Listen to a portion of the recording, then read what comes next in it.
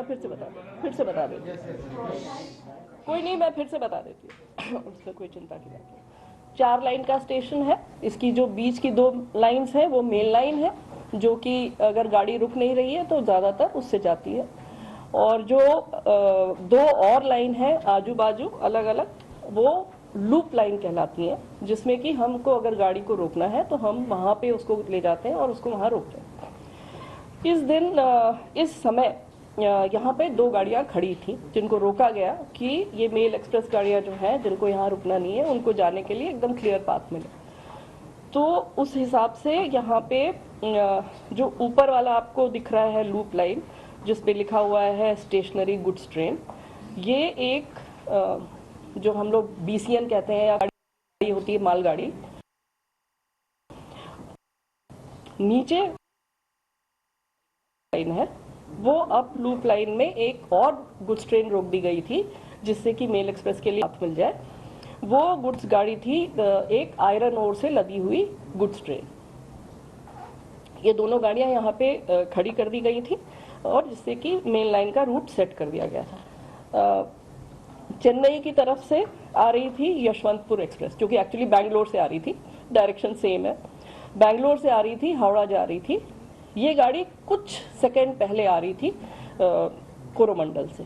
ये जा रही थी बैंगलोर से हावड़ा की तरफ, और उल्टे डायरेक्शन में हावड़ा से चली हुई, मतलब शालीमार से चली थी एक्चुअली, कलकत्ता का एक स्टेशन है शालीमार, वहाँ से चली थी। शालीमार से चली हुई ये गाड़ी कोरोमंडल ये चेन्नई जाने के लिए आ रही थी। इसके लिए भी मेन लाइन सेट थी, दूसरे डायरेक्शन की थी, जिसको हम लोग अप मेन लाइन कहते हैं। उस लाइन का डायरेक्शन सेट था, रूट सेट था, हर तरह से सिग्नल सेट थे और सिग्नल ग्रीन थे।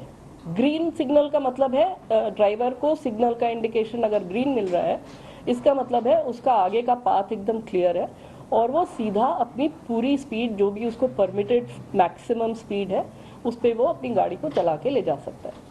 तो वो लगभग यहाँ पे इस सेक्शन पे इस गाड़ी के लिए 130 किलोमीटर की परमिटेड स्पीड है। वो 128 किलोमीटर पर आवर पे था, जो कि हम लोगों ने लोको के रिकॉर्ड से भी कंफर्म किया है। वो 128 किलोमीटर पर आवर की स्पीड पे था कोरोमंडल वाला। और दूसरी डायरेक्शन से यशवंतपुर जो आ रही थी वो भी 126 पे थी, वो भी 130 पे परमिटेड है, वो भी 126 किलोमीटर पर आवर पे थी। इनके सबके लोगों के डेटा से हम लोगों ने ये कंफर्म भी कर लिया कि ये स्पीड थी गाड़ियों की, जो कि उनकी परमिटेड स्पीड के अंदर थी, लिमिट पे थी। तो ओवर स्पीडिंग की कोई बात नहीं थी।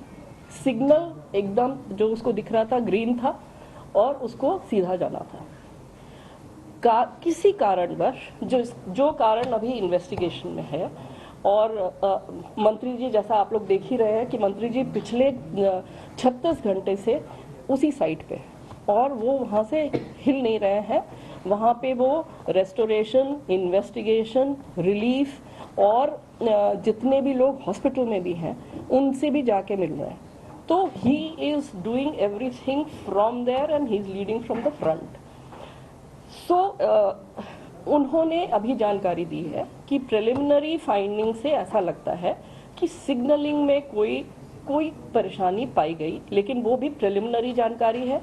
हमारे जो कमिश्नर ऑफ रेलवे सेफ्टी हैं उनकी जांच चल रही है, इसलिए उनकी जांच कंप्लीट हुए बिना हम लोग कुछ भी नहीं शेयर कर सकते हैं अभी डिटेल में, क्योंकि जो भी हम कहेंगे अगर वो गलत हो गया तो फिर वो ठीक नहीं होगा। इसलिए हम भी अभी इंतज़ार कर रहे हैं कि वो अपनी फाइंडिंग्स हमें कंप्लीट डिटेल्ड फाइंडिंग्स हमें बताएं, जिससे कि हम लोग पता कर सकें कि क्या कारण था जिसकी वजह से ये दुर्घटना हुई। दुर्घटना सिर्फ कोरोमंडल एक्सप्रेस की हुई है। ये भी एक चीज़ है जो कि सबको समझने की आवश्यकता है कि यहाँ पे 3 इंजन भिड़ गए और बहुत सी मल्टीपल ट्रेन्स जो है वो आपस में टकरा गई, कैसे सब एक ही रास्ते में थी। ये इस तरह की गलत इन्फॉर्मेशन या गलत समझ फ्लोट अराउंड कर रही है। तो उसको क्लैरिफाई करने के लिए मैं दोबारा ये बताना चाहती हूँ कि सिर्फ एक ट्रेन क्षतिग्रस्त हुई, एक ट्रेन का एक्सीडेंट हुआ जो कि कोरोमंडल थी। उस ट्रेन किसी कारण, जिस भी कारण के वजह से, जिसको हमें पता चलेगी अभी डिटेल में कि क्या कारण था, वो जो एक्सीडेंट ग्रस्त हुई और अप लूप लाइन में जो आयरन ओर की ट्रेन खड़ी हुई थी, जो मैंने आपको बताई मालगाड़ी, उससे टकराई, उसके ऊपर उसका इंजन चला गया, उसके कुछ कोचेस चले गए, और ये इतना तेज़ इम्पैक्ट था वो बेसिकली इसलिए था क्योंकि ट्रेन अपनी फुल स्पीड पे थी। 128 kmph पे मामूली चीज़ नहीं है।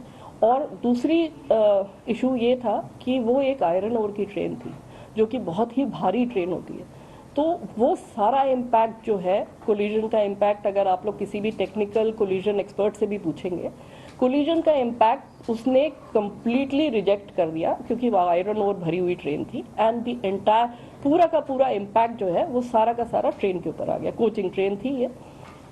अब इस ट्रेन के बारे में भी मैं कुछ बताना चाहूँगी। ये ट्रेन है LHB ट्रेन, हमारी जो LHB कोचेस हैं उसकी ट्रेन है ये। LHB is a very very safe train. अगर आप और एक्सीडेंट्स इस तरह की ट्रेन के देखेंगे, आपको मिलेगा कि इवन एट फुल स्पीड ये ट्रेन कैप्साइज नहीं होते। इसके कोचेस जो हैं वो दे डोंट टर्न टर्टल, और इसलिए उसमें जो लोग होते हैं वो उनको कोई ज़्यादा इंजरीज नहीं होती है। अनफॉर्चुनेटली इस केस में ये ऐसा हादसा हुआ कि इस स्पीड पे अगर पूरा का पूरा इम्पैक्ट ट्रेन के ऊपर आएगा तो कोई भी दुनिया में ऐसी कोई टेक्नोलॉजी नहीं है कि वो इस तरह के जंबलिंग अप को प्रिवेंट कर सके। तो मालगाड़ी बिल्कुल नहीं डिरेल हुआ क्योंकि आयरन ओर था वो। तो आयरन ओर इतना स्टेबल और उसकी सेंटर ऑफ ग्रेविटी इतनी स्टेबल होती है कि वो नहीं हिली तक नहीं, उसमें थोड़ा बहुत इधर उधर हुआ पर वो हिली नहीं। और पूरा इम्पैक्ट जो है वो इस ट्रेन के ऊपर आ गया जो कि पैसेंजर्स के साथ थी, और उसकी वजह से ये इंजरीज और अनफॉर्चुनेट डेथ्स बहुत हुई। तो ये है बैकग्राउंड इसका। इसके साथ चूंकि इसके डिब्बे बिखर गए इम्पैक्ट की वजह से, कोलिजन की वजह से सारा इधर उधर बिखरे, तो उसमें से कुछ डिब्बे जो हैं वो अगर आप देखेंगे तो ये जो डाउन लाइन मेन लाइन है इसकी तरफ आ गए, और ये डाउन मेन लाइन पे यशवंतपुर एक्सप्रेस निकल रही थी, वो भी 126 की स्पीड पे जा रही थी। वो करीब करीब क्रॉस कर गई थी। वो तो मिस फॉर्चून है कि एक लिटरली एक फ्रैक्शन ऑफ सेकेंड के लिए उसके पीछे के 2 डिब्बे थे जो कि इसके डिरेल डिब्बों के रास्ते में आ गए, और इन डिरेल डिब्बों के इम्पैक्ट से उसके आखिरी 2 डिब्बे वो भी डिरेल होके यशवंतपुर एक्सप्रेस के वो भी डिरेल होके दूसरी तरफ फिक गए। तो ये सारा इतनी स्पीड में और इतने मोमेंटम में था कि उसकी वजह से वो 2 डिब्बे भी क्षतिग्रस्त हुए और उसमें भी कुछ लोगों को बहुत इंजरीज हुई, कुछ डेथ्स भी हुई।